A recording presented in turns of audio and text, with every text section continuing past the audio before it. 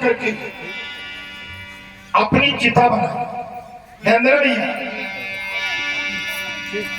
आशा का हिस्सा रची मुनि सरभंगा और बैठे हृदय चाड़ी सब दब्बा।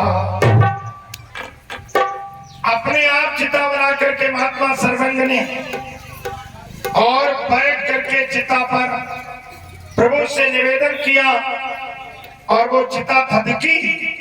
सरभंग की ज्योति, सरभंग का तेज परमात्मा राम के बदन में समा गया। सरभंग का उद्धार किया और राम जी चल।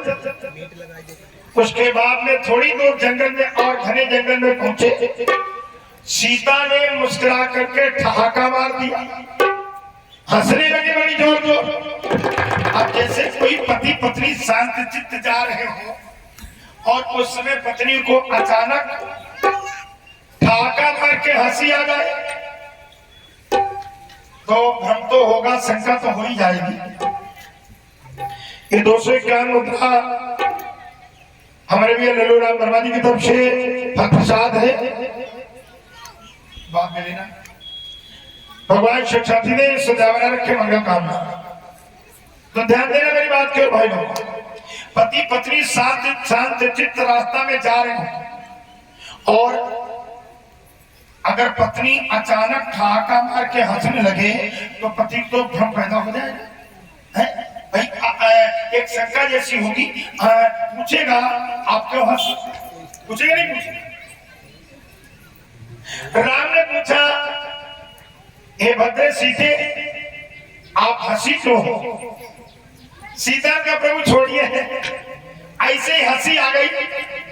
अरे कहने कोई कारण तो होगा, अचानक एकाएक हंसने का कोई न कोई कारण होगा। तो सीता जी बोली, प्रभु मेरी समझ में दुनिया के जितने मर्द हैं उसमें से मुझे लगता 99% जो हैं वो झूठ बोलने वाले होते हैं। राम ने कहा ऐसी क्या बात कह दी? राम समझ के कुछ बात मेरे पर है।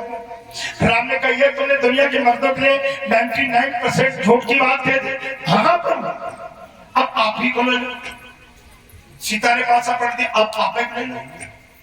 जब वन में आने को थे तब तो आपने बहुत मुझे बातें बताई, कुछ तो बातें आपकी ठीक है। आपने कहा रास्ता में कंकड़ पड़ेंगे, कबीर के जंगल पड़ेंगे, पानी समय से नहीं मिलेगा, कभी वर्षा होगी कभी घाम होगा और गर्मी होगी कभी ठंड होगी, मौसम एक जैसा नहीं होगा, हर जगह का वातावरण चेंज होगा। हो सकता फल मिले, हो सकता कंद मिले, हो सकता कहीं अच्छी व्यवस्था हो जाए और कहीं पेड़ के नीचे भी गुजर करनी पड़ेगी। ये आपने कहा था, मैंने सब मान लिया। एक आपने और बात कही थी कि जंगल में नारी नरों को चुराने वाले राक्षस मिलेंगे। कहा था, राम ने कहा था। जरा ध्यान देना, केवलियन कीजिए। आपने कहा था मेरे से ब्याल कराने भगवान को ब्याल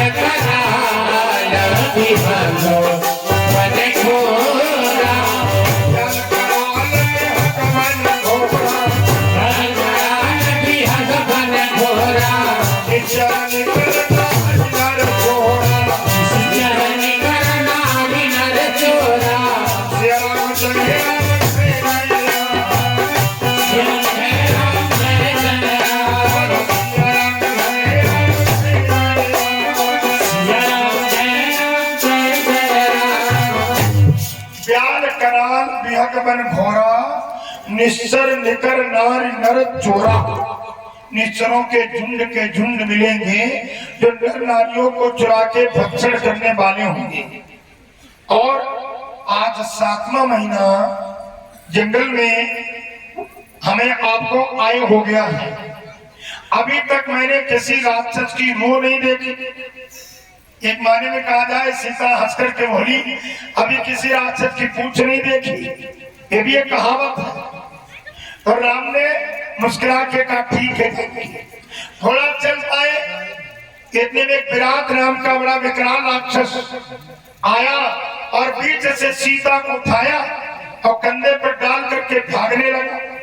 सीता जी चिल्ला पड़ी, प्रभु पाहिमाम प्रभु जी पाइमाम, राघव जी पाइमाम, स्वामी जी पाइमाम, पाइमाम पाइमाम चिल्लाने लगी। राम ने कहा जब दुनिया के मर्द जो हैं वो 99% झूठ बोलते हैं तो हमारी भी तो उन्हीं में गिनती है, अब तुम अपना खुद निपटो।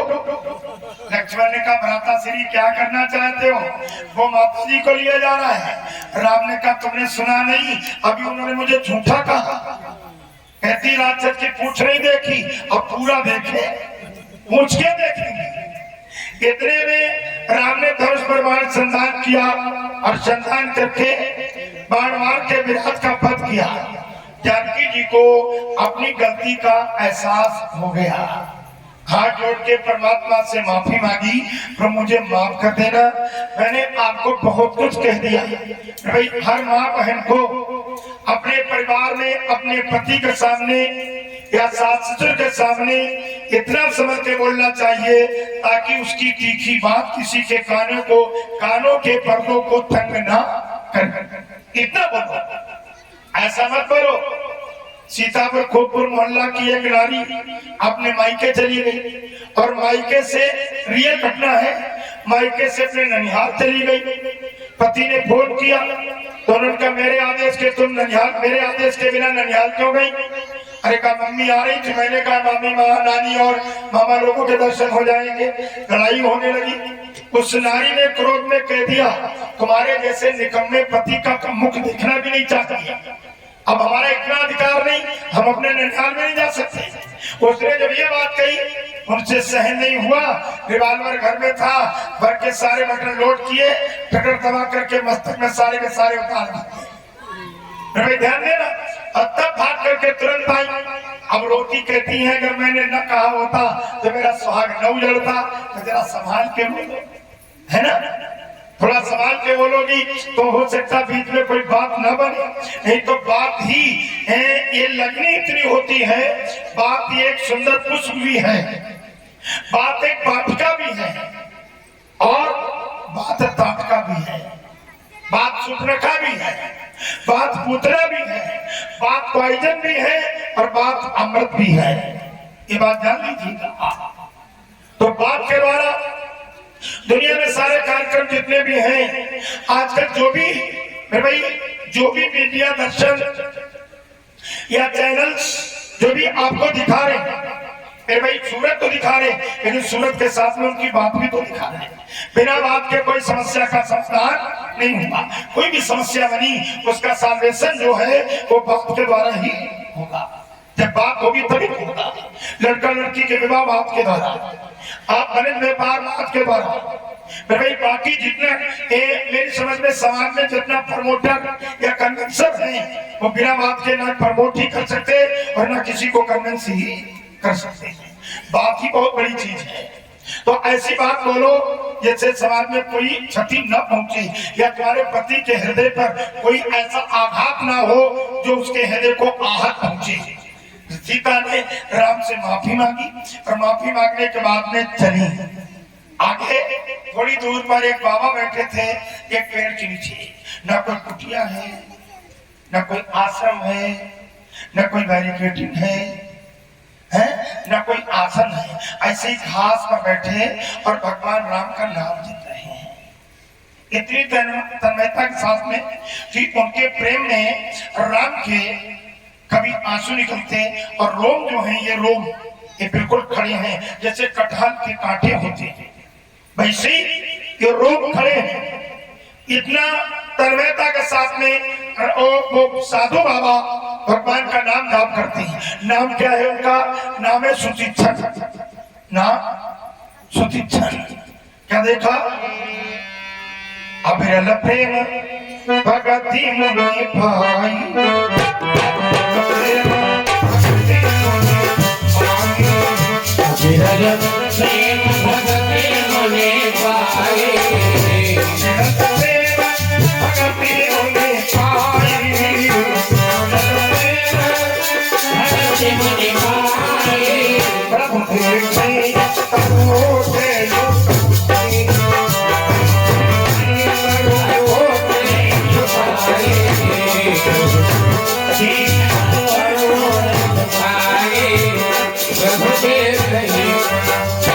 अविरल, अविरल का मतलब जानते हो?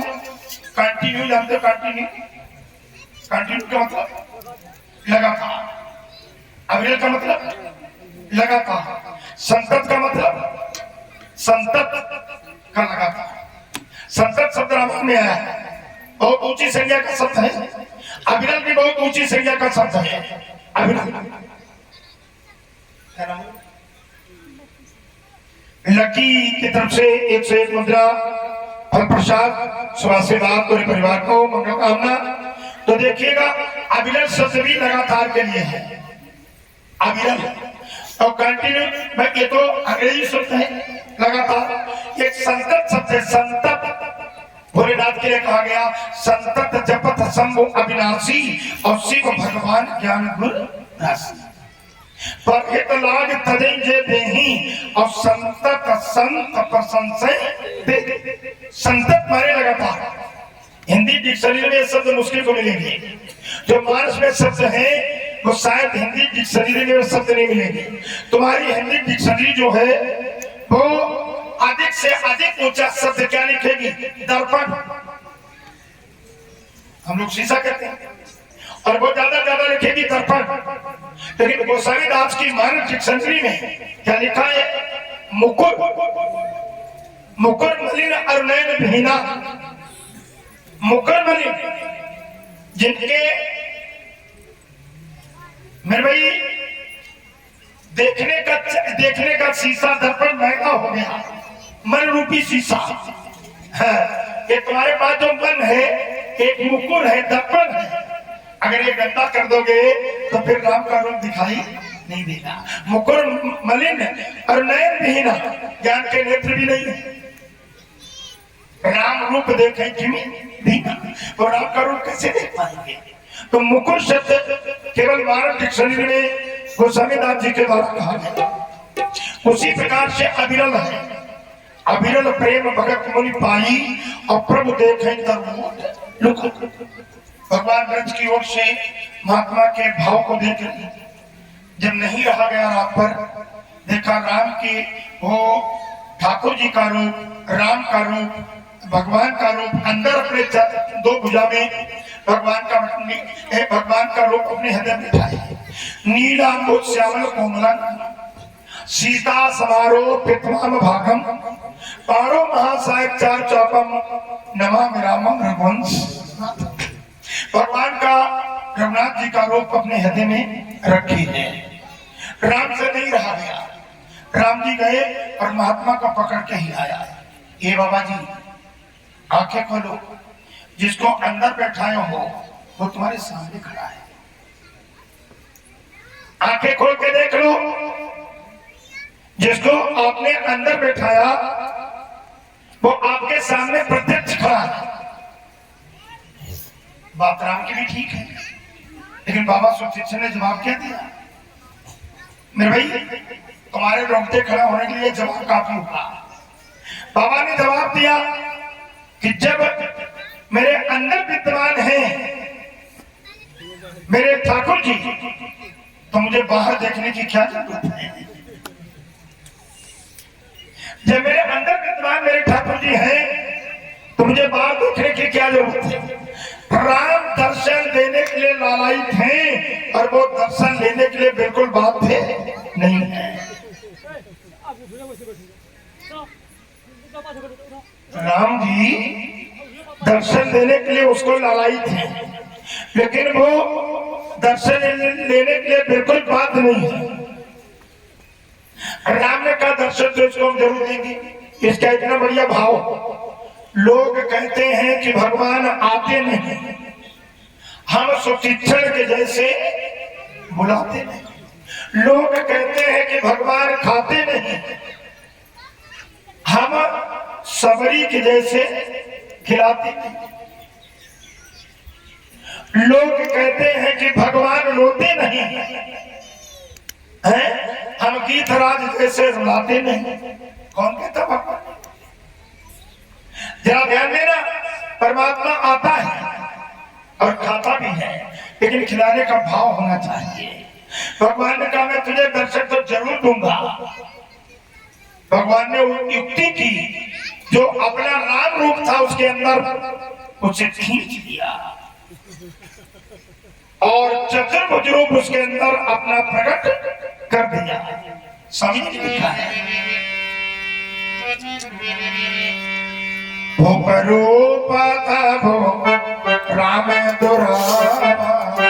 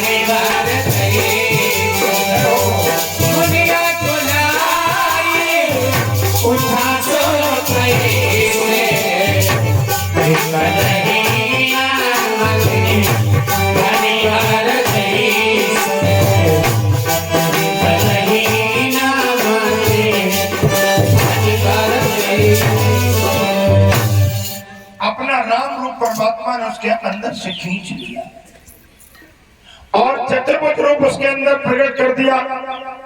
जैसे राम रूप का उसके अंदर से जाना हुआ, चतुर्भुज का आना हुआ भगवान में अंदर नहीं है, लेकिन उसका भाव राम रूप में था, विष्णु रूप में नहीं।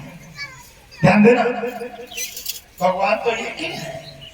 कोई शिव रूप में बिलीव करता तो कोई कृष्ण रूप में बिलीव करता, तो कोई राम रूप में बिलीव करता, कोई विठल, कोई खाटू श्याम, अलग अलग भाव। जहां तुम्हारा मन लग जाए, जिस रूप से तुम्हारा प्रेम हो जाए, विश्वास, बिलीव का मतलब विश्वास हो जाए, तो भगवान तो नारायण भी है, नारायण का रूप ही राम है, लेकिन उसका मन तो राम से लगा है। तो मुनि अकुलाए उठा सो कैसे, और बेकलहीन मन फनिवर जैसे। जैसे मुनि के छिंचाने से सर्प मणिधारी व्याकुल हो जाता, ऐसे ही महात्मा सुचिक्षण व्याकुल हो गए, आंखें खुल गई। आहा, आंखें खुल करके क्या देखा, जो अंदर राम रूप बैठाए थे वो सामने खड़ा है।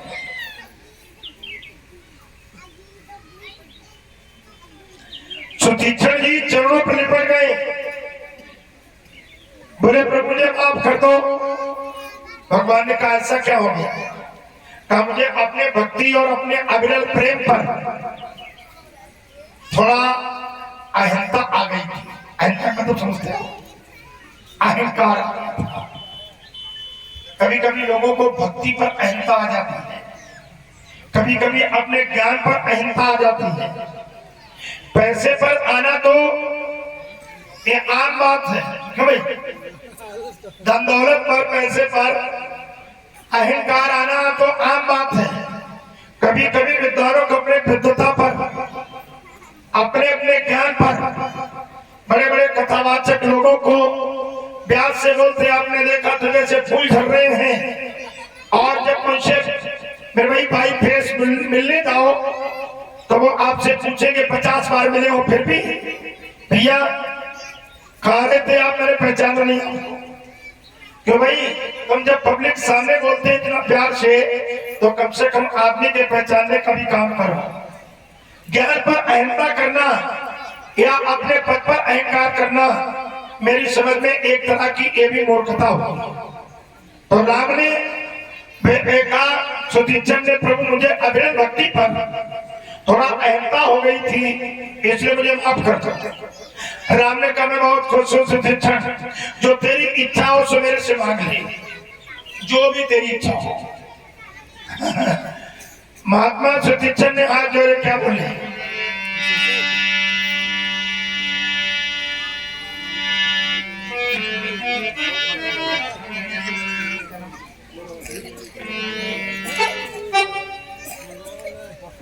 मनोहर भाई एक तरफ से ज्ञान मुद्रा और फल प्रसाद।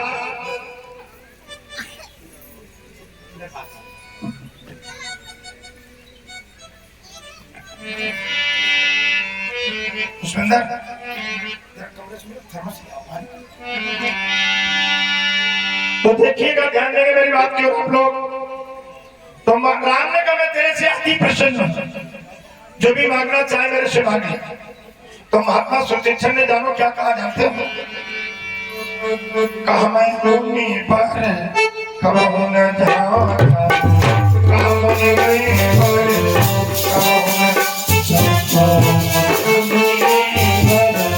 कबहू न जाता, कहा मुनि में पर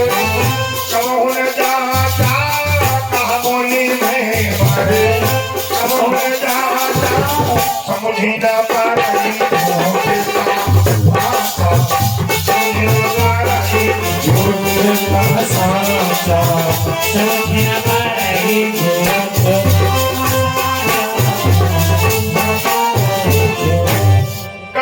मैं पर कबहू न जाचा, और समझ न पाए झूठ का सच्चा। मैं यही नहीं जानता हूँ झूठ क्या है, सच क्या है। आपके सिवा मैंने कुछ जाना नहीं जीवन में। भगवान राम और क्या बोले, तुम्हें नीक लागई रघुराई, असो मोहिदेव दास सुख। जो आपको बढ़िया लगे आप मुझे वो वरदान दे दो। तो राम ने देना जब शुरू किया, तो अविरल भक्ति, अविरल प्रेम, अनपायनी भक्ति, ज्ञान विज्ञान, फिर भाई वेद पुराणों का, शास्त्रों का ज्ञान, सब कुछ दे डाला। राम ने जब सारे वरदान दे दिए, तब सुतीक्षण हाथ जोड़ करके बोले, प्रभु सुनो। राम ने अपनी जान में कोई चीज बाकी नहीं रखी, लेकिन सुतीक्षण की समझ में कुछ कम रह गया, कुछ बाकी रह गया। तो सुतीक्षण बोले, सुनो प्रभु, प्रभु जो दीन सो बरु मैं पावा, अब सो देहु मोहि जो भावा। आपने जो दिया तो मैंने पा लिया, अब आप दीजिए मुझे जो मुझे बढ़िया लगता है। राम ने कहा, अभी तो तुम कहते थे मैं झूठ सास को जानता नहीं, मैं मांगना जानता नहीं, अब आप कैसे मांग रहे हो। सुतीक्षण बोले, प्रभु आपने सब कुछ दे दिया, लेकिन मेरे मन का कुछ भी नहीं दिया। एक सुतीक्षण, दूसरे भरत। भरत ने भी तो कहा था, आरथन धर्म न काम रुचि, गति न चाहो निर्वाण, जन्म जन्म रति राम पद, यह वरदान न आन। न मुझे धर्म चाहिए, न मुझे अर्थ चाहिए, न मेरी कोई कामना शेष, न मुझे मोक्ष चाहिए। मुझे तो जन्म जन्मांतर तक राम के चरणों में प्रेम चाहिए। ये भरत ने मांगा था, सुतीक्षण को राम ने सब दे डाला, ज्ञान विज्ञान सारे सब कुछ फल दे दिए। तब भी सुतीक्षण कहता, प्रभु जो दीन शुभर में पावा, अवश्य देव मोहि जो भावा, अवश्य देव मोहि जो भावा। तो राम ने कहा, अब भाई तुम मांग लो। सुतीक्षण के मन का राम ने कुछ दे नहीं पाया, तो क्या मांगा सुतीक्षण, ध्यान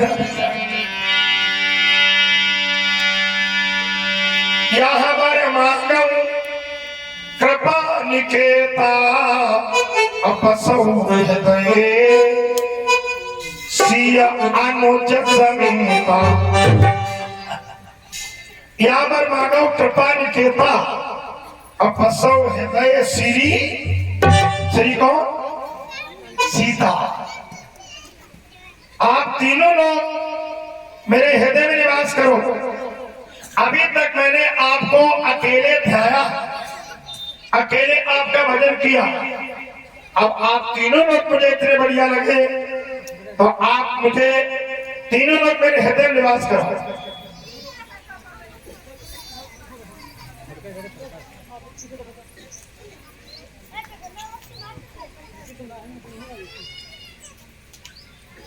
तीनों लोग मेरे हृदय में निवास करो।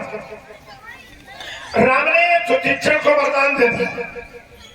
राम ने तब पूछा, भैया सुचिक्षण एक बात बताओ,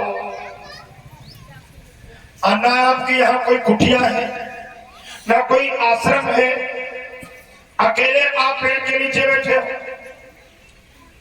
इसका कारण क्या है? सुचिक्षण कहने का प्रभु बहुत पुरानी बात है, अब तो मैं बुजुर्ग हो गया। हम कुंभज महाराज के शिष्य हैं। एक बार कुंभज जी और मेरी गुरु माता लोपामुद्रा, कुंभज की पत्नी का नाम है लोपामुद्रा। लोपामुद्रा और हम गुरु जी ये कराने के पर्पज से कहीं चले गए और हमारे गुरु जी सालिक राम जी के, तुम्हारे ठाकुर जी के पुजारी थे।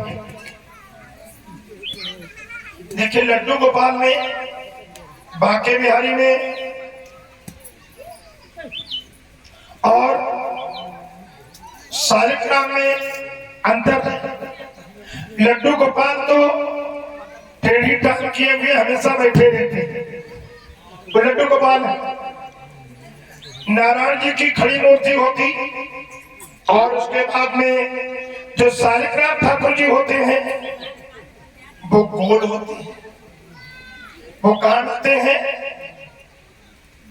नेपाल में गंडकी नदी में, जहां से अभी सालिक राम का 6000 करोड़ पुराना पत्थर, 6000 करोड़ वर्ष, 6000 करोड़ वर्ष पुराना पत्थर गंडकी नदी से निकाला गया, जिसका सैकड़ों टन वजन है और वो लटकर के नेपाल से, जनकपुर से, राम की ससुराल से अयोध्या धाम के लिए आया है। आप उसी सालिक राम पत्थर से भगवान श्री राम की विग्रह बनेगी, मतलब मूर्ति बनेगी उसी सालिक राम पत्थर से। तो अब बड़े छोटे सभी पत्थर सालिक राम ही है। गंडकी नदी का ये वरदान है, बात छोटे बड़े जितने पत्थर हैं वो सबके सब सालिक राम है। एक और नदी है जिसका नाम नर्मदा है। नर्मदा में जो भी छोटा बड़ा पत्थर है वो भगवान भोलेनाथ का रूप है, उसको कहा जाता नर्मदेश्वर महादेव। नर्मदा में सब नर्मदेश्वर और गंडकी नदी में सभी सालिक राम। तो का सालिक राम के पुजारी थे मेरे गुरु जी, और जब वो यज्ञ करने के लिए चले तो उन्होंने अपने सालिक राम ठाकुर जी को सिंहासन समेत मुझे दे दिया और मेरे से कहा इनकी टाइम से पूजा करना, टाइम से भोग लगाना, टाइम से उठाना ही नहीं, इनके साथ थोड़ा खेलना कूदना, मेरे ठाकुर जी को दिक्कत ना हो। सुदीक्षण ने गुरु का प्रसाद मान करके और ठाकुर जी को ले लिया।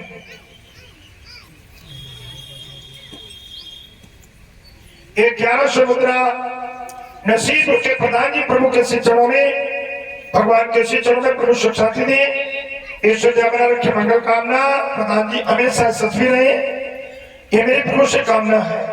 तो ध्यान देंगे आप लोग। सालिक राम को ले लिया सुदीक्षण जी, लेकर के सालिक राम को सेवा करने लगे।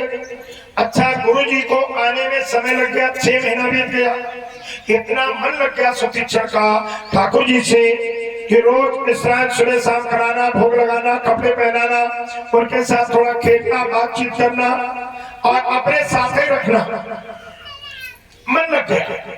जब 6 महीने व्यतीत हुए, गुरु जी के आने का मैसेज या खबर मिली,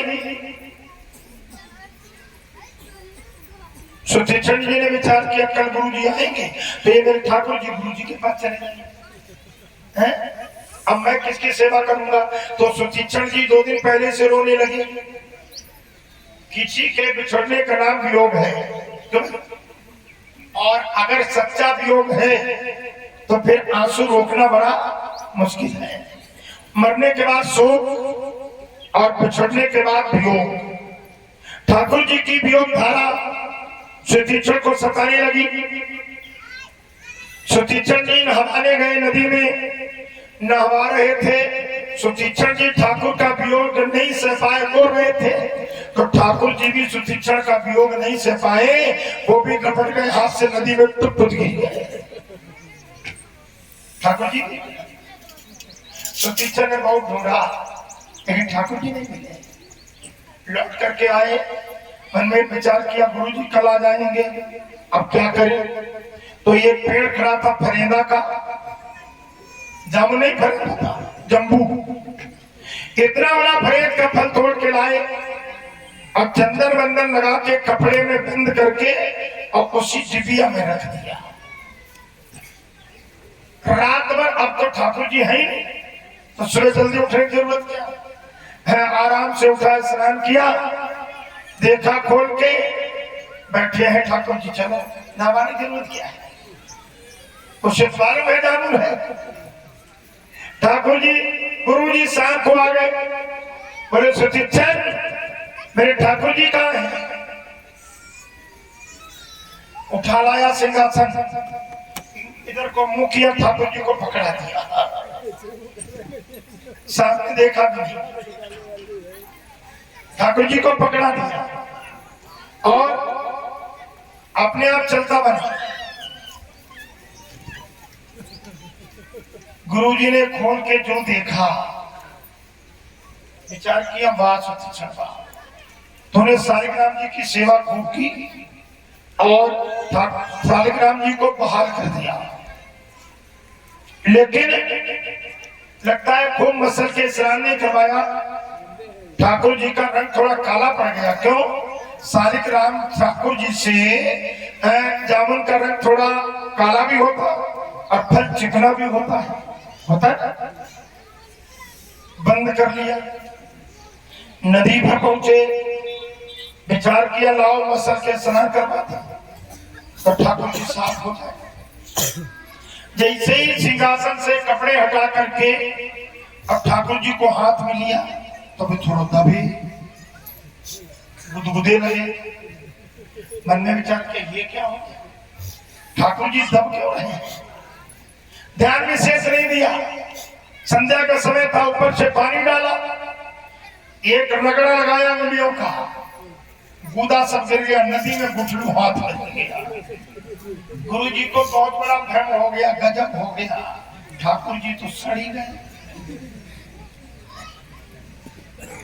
लौट करके आए, बोले सुतीक्षण ये ठाकुर जी को क्या हो गया। बोला गुरु जी क्या हो गया। अरे कहा मोर ठाकुर जी सड़ गए। तो कहने लगा मुझे नहीं पता गुरु जी, हम नहीं जानते। कैसे बोला। अरे पुनि पुनि चंदन पुनि पुनि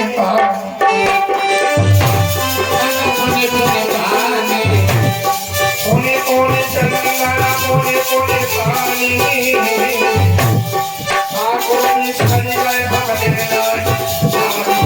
पुनि पुनि चंदन पुनि पुनि पानी ठाकुर जी सज गए भगने नाय।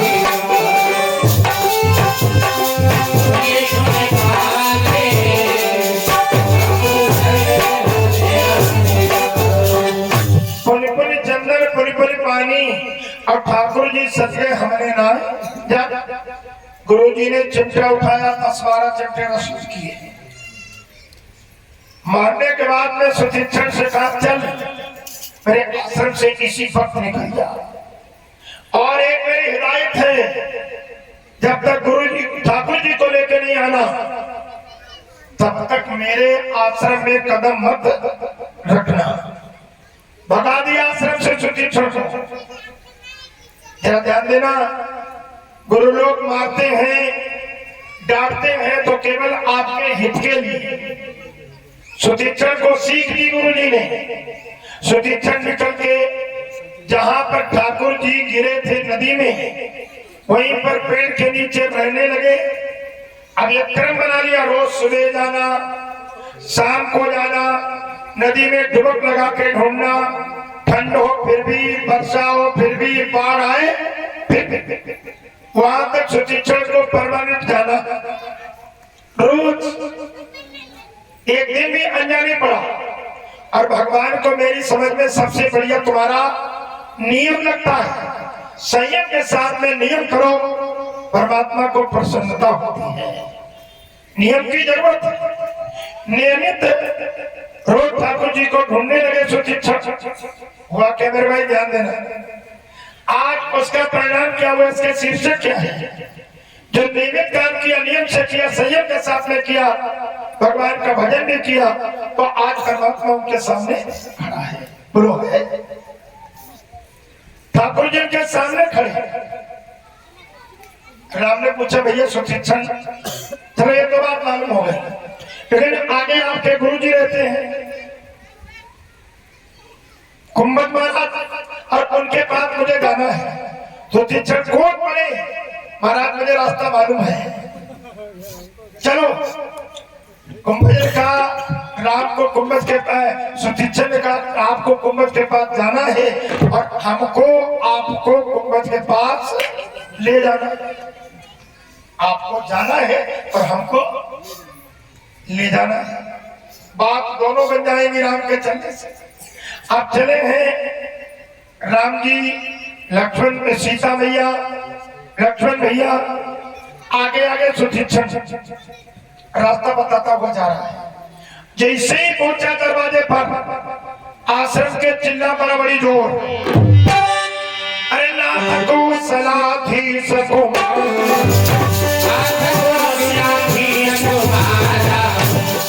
नाथ को सलाधीश कुमारा, आए चिलन जगत आधारा,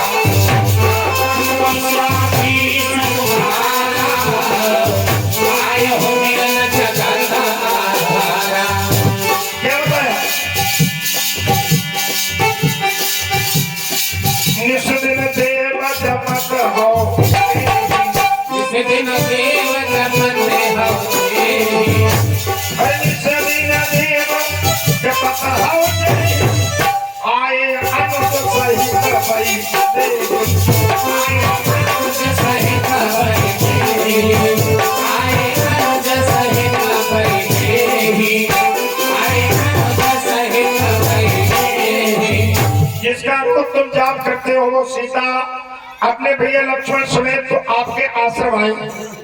गुरु जी दौड़ पड़े, जैसे पहुंचे आश्रम के द्वार पर, राघव जी को देखा। सुतीक्षण ने कहा मैं अपना कर्जा क्यों रखूं? कहा गुरु जी ये आपके ठाकुर जी हैं, आप इन्हें अपने हैंड ओवर करो, मैं हैंड ओवर करा रहा हूं आपको, यानी आपको दे रहा हूं। अब तो मेरी कोई शिकायत नहीं है, हमसे तुम्हारे सालिग्राम ठाकुर जी बह गए थे, हमने सदैव लाकर तुम्हारे सामने खड़े कर दिए। बोलो गुरुदेव भगवान की। कुंभज ने सुतीक्षण को अपने हृदय से लगा लिया। क्यों? आज बहुत बड़ा काम शिष्य ने किया है, जो गुरु जी को ठाकुर जी से मिला। आज तक गुरु जी ने सभी शिष्यों को ठाकुर जी से मिलाया, आज मामला उल्टा हो गया। आज एक शिष्य ने गुरु जी को ठाकुर जी से मिला दिया। आज जब ठाकुर जी मिले और कुंभज महाराज ले गए आश्रम में, कंदमूल फल का भोजन दिया, और भोजन देने के बाद हाथ जोड़ के बोले, बड़ी विनती की, हे नाथ तुम्हारे ही भजन प्रभाव तुम्हारे ही भजन प्रभाव भजन प्रभाव अगारी तुम्हारे भजन प्रभाव अगारी जान महिमा चल तुम्हारी जान महिमा अचुत तुम्हारे उम्र सर्व साल तब महारा तुम्हारे तवरी सार तुम्हारा हर ब्रह्मांड अनेक निकाला हर ब्रह्मांड अनेक निकाला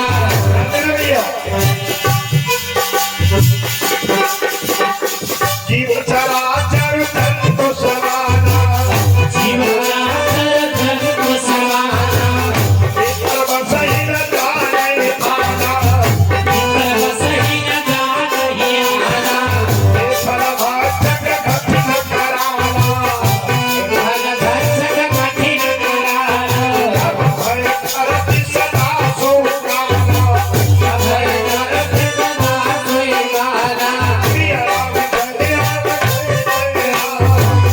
श्याम जय राम जय जय राम प्रिय राम जय श्याम जय राम जय जय राम इतनी विनती की राम की उम्र इधर विशाल तब माया उम्र का पेड़ तो जानते होंगे आप लोग गुल्लर का जानते हो एक गुल्लर का पेड़ आपकी माया है और जो उसमें लगने वाले लाल लाल गोल फल होते हैं ये ब्रह्मांड है। हेलो भाई गुल्लर का पेड़ परमात्मा की माया और उसमें लगने वाले फल ये ब्रह्मांड है और जो गुल्लर के भीतर जीव रहते हैं कीड़ा जंतु वो हम आप हैं। ब्रह्मांड पूरा गुल्लर है फल है गुल्लर का और गुल्लर में जो भुनके रहते हैं कीड़े रहते हैं जंतु रहते हैं वो हमारी आपकी संज्ञा है और वो पूरे फल को काल अकेला खा जाता यानी काल पूरे ब्रह्मांड का अकेले भक्षण कर जाता है और वो काल भी तुमसे डरता है तब भय डरते सदा सो काला इतनी विनती सुनाई और नाथ तुम्हारी भजन प्रभाव अघारी और जानो महिमा कछुत तुम्हारी।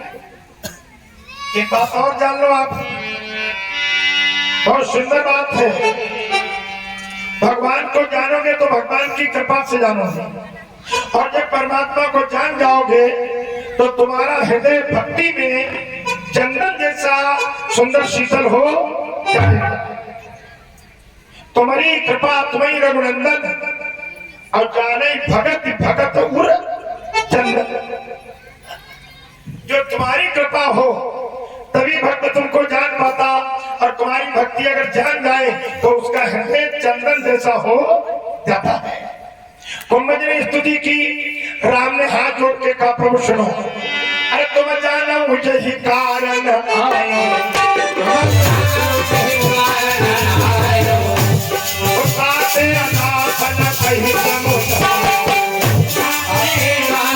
कहीं समझायो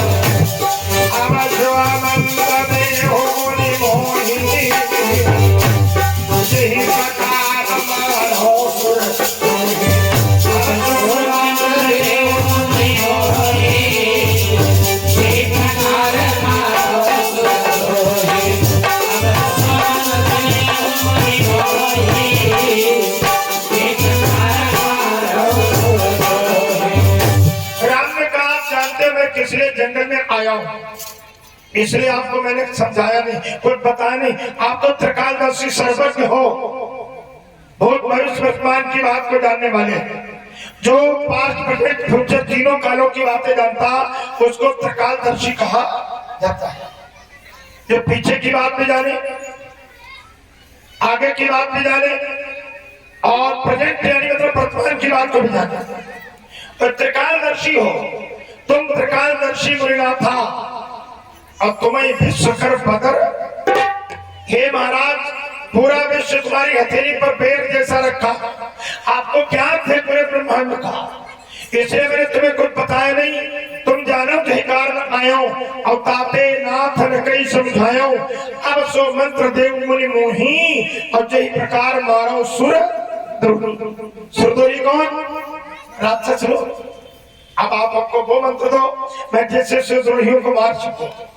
जब ये बात कही राम ने तो कुंभज ने कहा सुनो राम,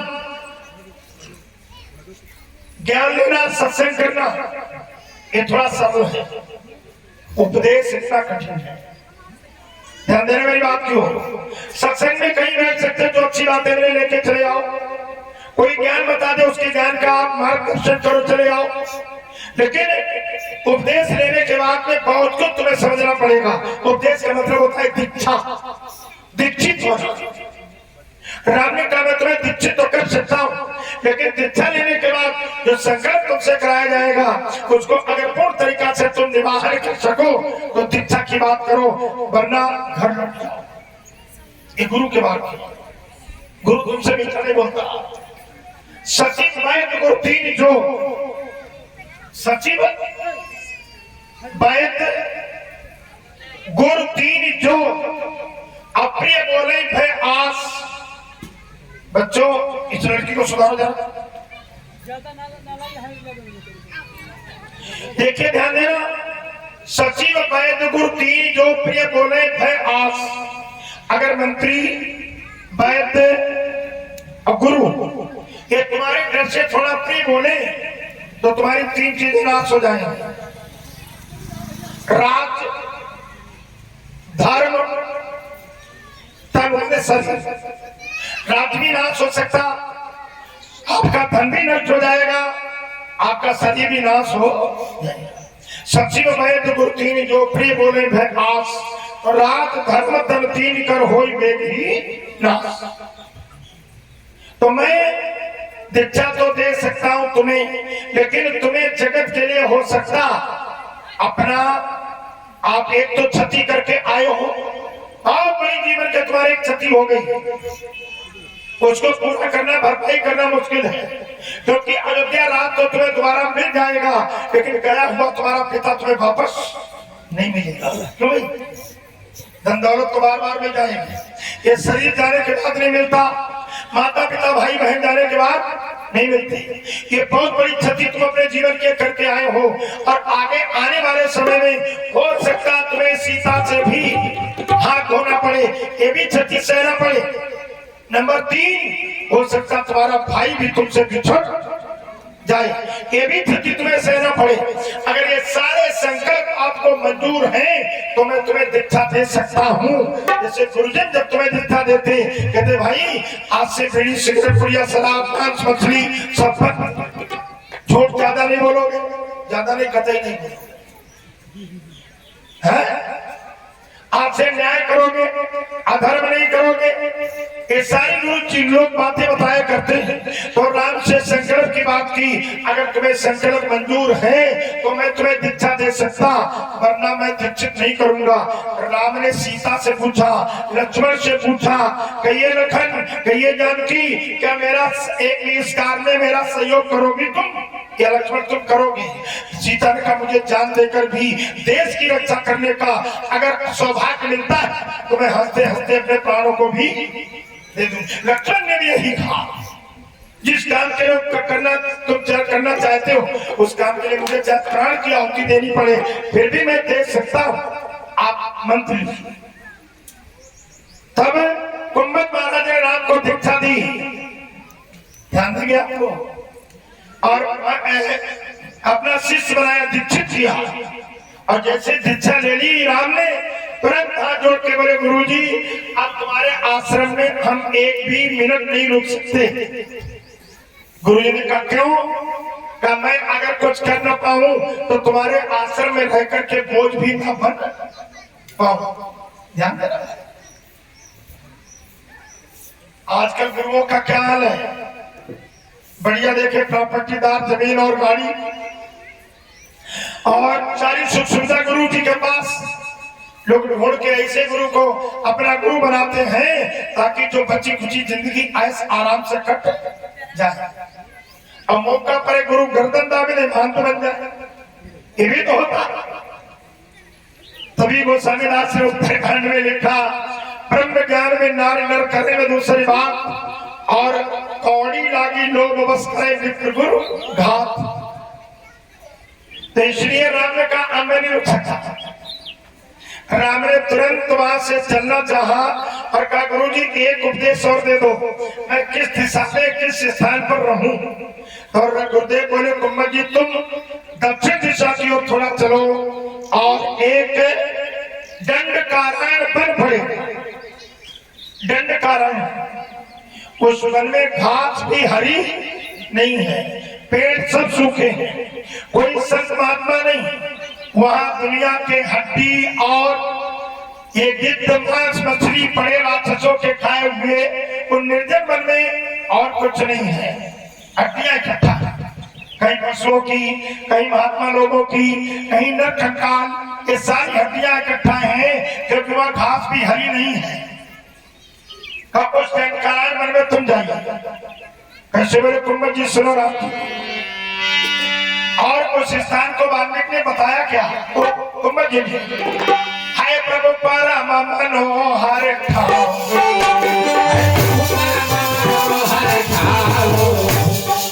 हरे प्रभु परम मनोहर ठाव, पावन पंचवटी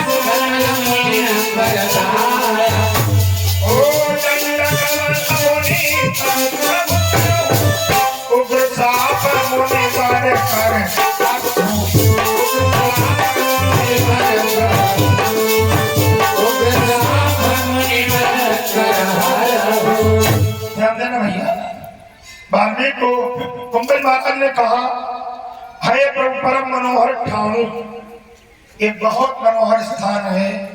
नाम है पावन पंचवटी जही नाव। थोड़ी दूर आपकी ननिहाल भी है। पंचवटी के आगे कुछ ही योजन पर कौशलपुर था, यहाँ की कौशल्या थी। और कौशल्या के बाद में वो कौशलपुर उजड़ सा गया। क्यों? राजा भानुमंत की मृत्यु हो गई और कौशल्या के कोई भाई नहीं था। अच्छा, जब कोई भाई नहीं है तो फिर उसका युवराज कौन बनेगा?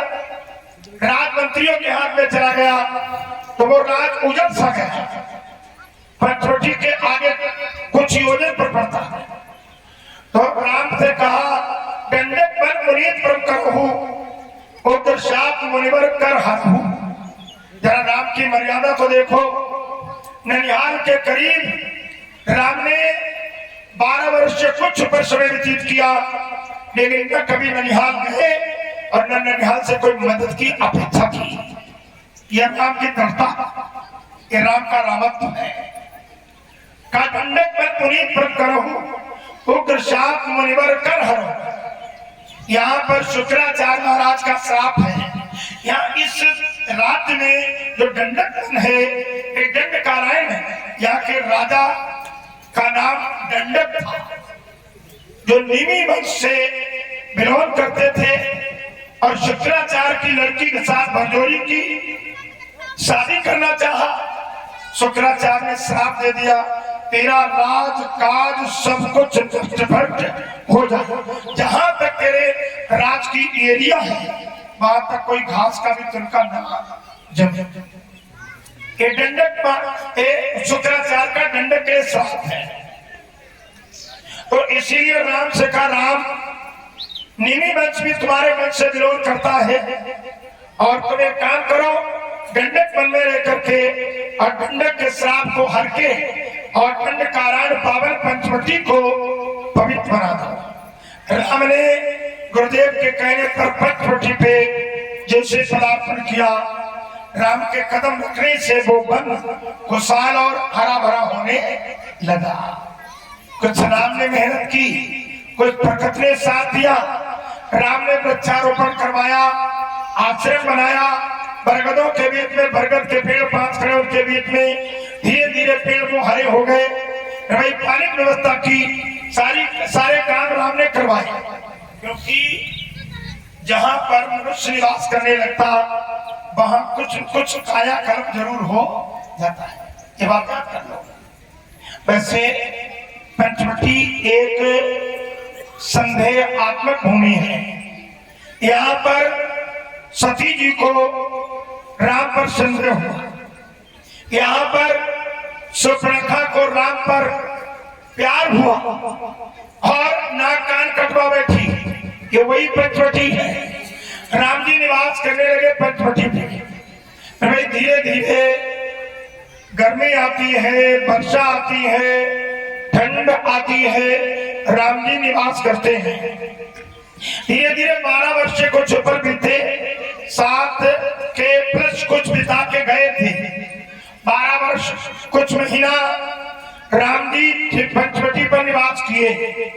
लक्ष्मण ने एक बार पूछा, प्रभु बहुत दिन हो गए, थोड़ा समय रह गया, एक उपदेश की मेरी इच्छा करती है, आपकी माया क्या है? तो राम ने कहा, सुनो लक्ष्मण, मेरी माया क्या है? अरे मैं मोर तोर यहाँ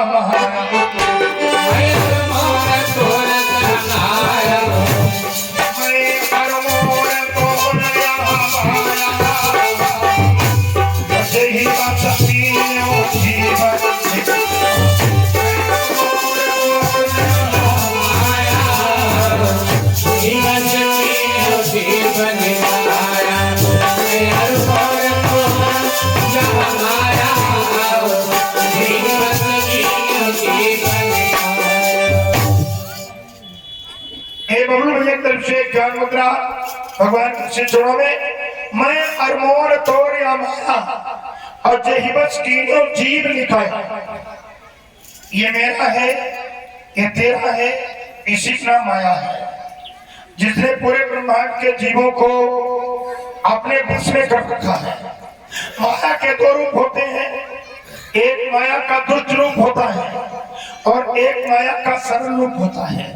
दुष्ट को जो कुकर्मों में और कुकृत्यों में लगाई जाए, जो आपको बिगाड़ दे, और जो आपको थोड़ा सरल बनाए, जो धर्म में लगाई जाए, धर्म कराए।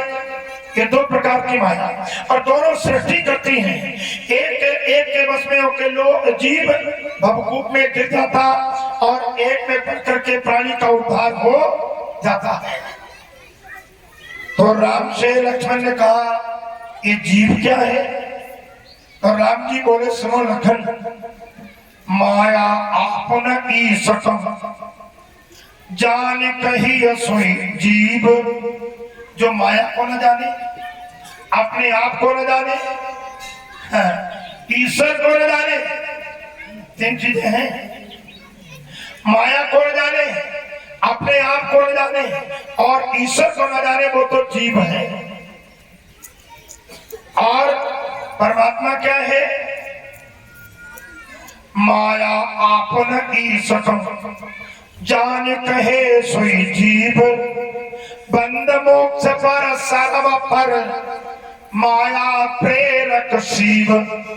जो बंधन से परे, सबसे परे, त्रिगुणमयी शक्ति से परे और शक्ति सीमा में, वो परमात्मा है। बोलो है, परमात्मा सबकी सीमा है। ये उपदेश लक्ष्मण को दिया। लक्ष्मण ने क्या किया? हाथ में अपना धनुष मान लिया और वन की ओर प्रस्थान किया। लक्ष्मण कंदमूल फल लेने वन में चले गए। स्वामी जी लिखते हैं, लक्ष्मण गए वन ही जब लेन कंद फल मूल। जनक सुतासन बोले बिहसी बचन सुख मूल। ये देवी तुम पावक महु करहु निवास जब लगी करहु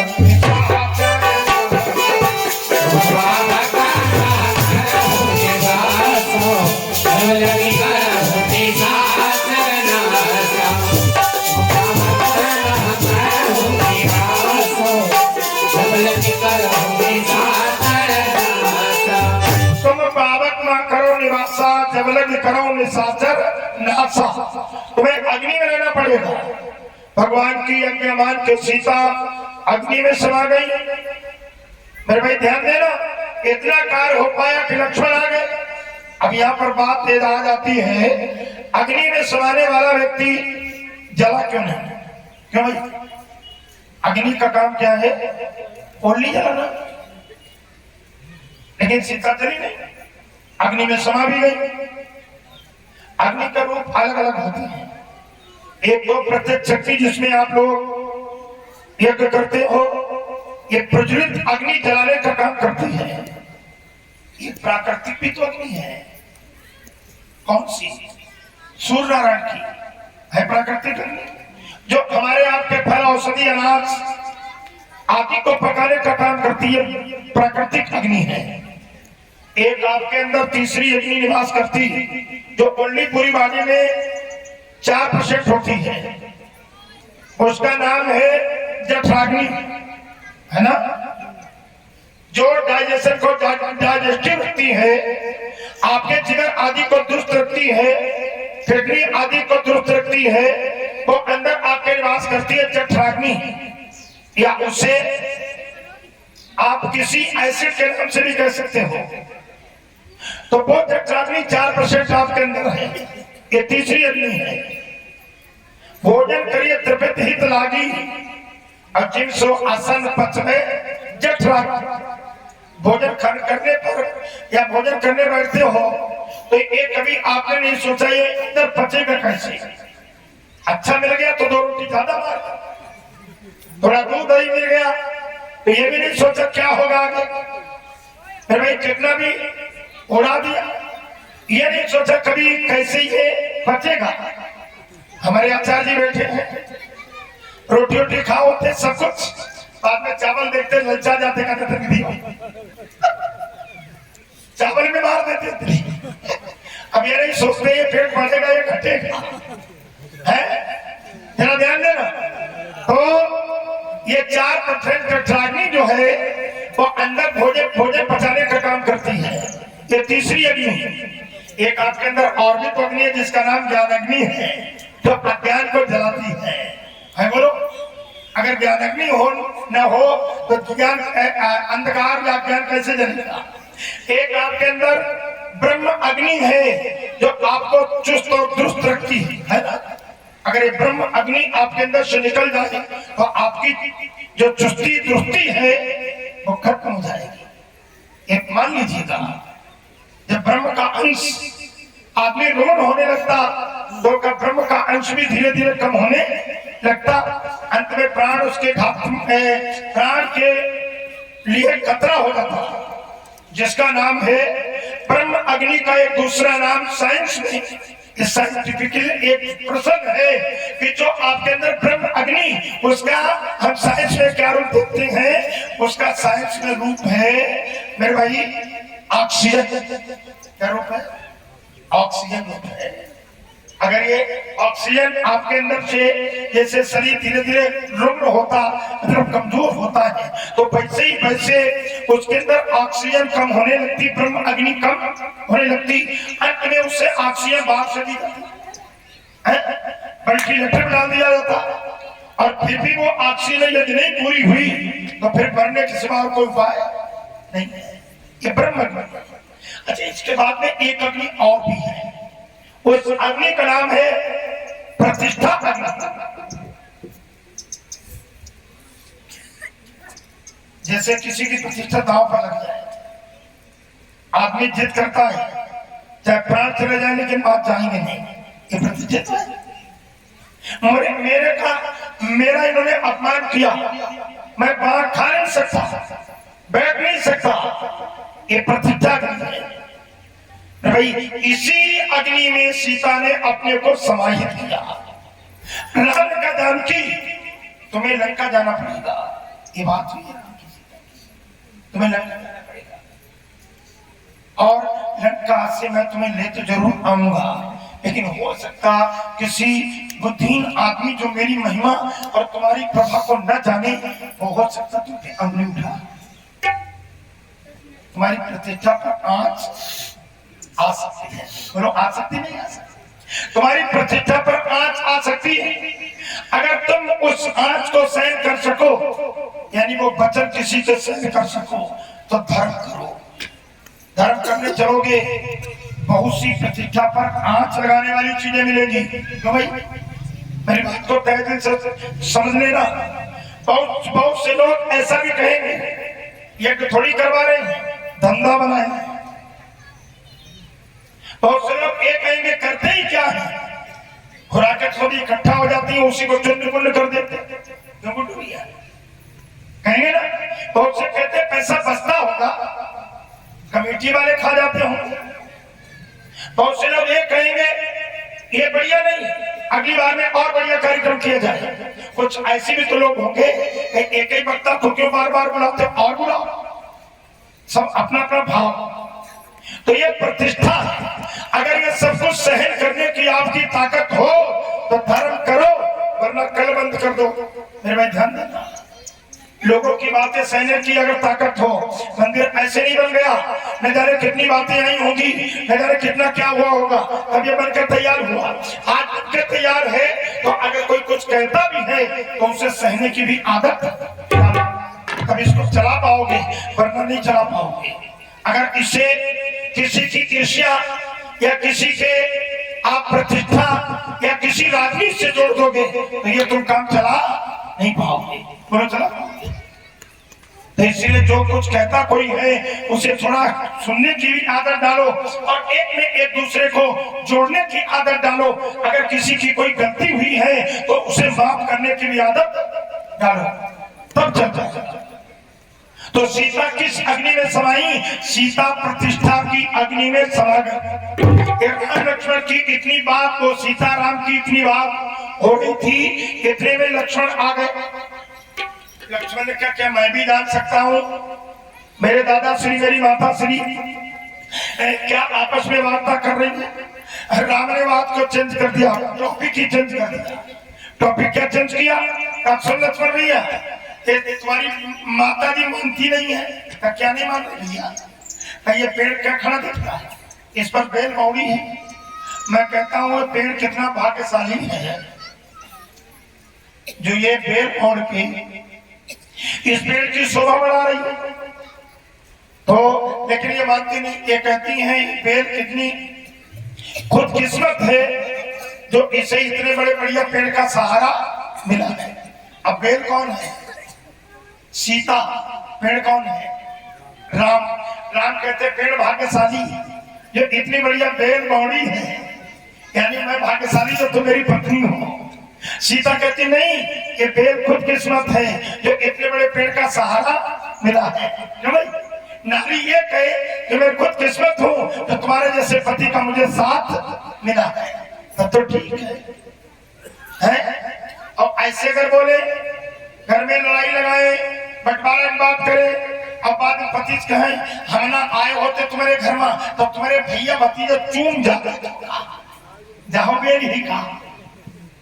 ये पेड़ खुदकिस्मत दुर्भाग्यशाली है। तो ध्यान देना भाई, इस तरीके से आज राम ने टॉपिक ही बदल दिया। तो लक्ष्मण समझ गए बात को। लक्ष्मण बोले ना तो पेड़ खुदकिस्मत है, ना पेड़ सौभाग्यशाली है, सबसे भाग्यशाली है लक्ष्मण है जो दोनों की छांव में बैठा है। एक तरीके से बात हुई और फिर कंदमूल फल खाए गए। अब आगे की बात शाम को बताएंगे, सीताहरण शाम को होगा। बोलो सच्चिदानंद भगवान की। आइए सभी शुक्र बोले। और शाम को सीताहरण की कथा। अब सुपर्णखा तो आइए नहीं है। सुपर्णखा मतलब था उसके सूप जैसे नाखून थे बड़े बड़े। सूपर्णखा अर्थ कर ले, सूप जैसे नाखून तो नाम सुर्पनखा, इसका पति था विद्युत जी, उसकी बिजली जैसी जीभ चमकती थी, बाहर निकालता था, इसलिए उसका नाम विद्युत जी था। इनके सुप जैसे नाखून और उनकी बिजली जैसी जीभ, बियाव भी गो। तो मेरे भाई सुर्पनखा अभी सुना, सुप जैसे नाखून वाली साथ को आएंगी। बोलो सच्चिदानंद भगवान की। प्राप्त कहा मोहे सन रघुराम,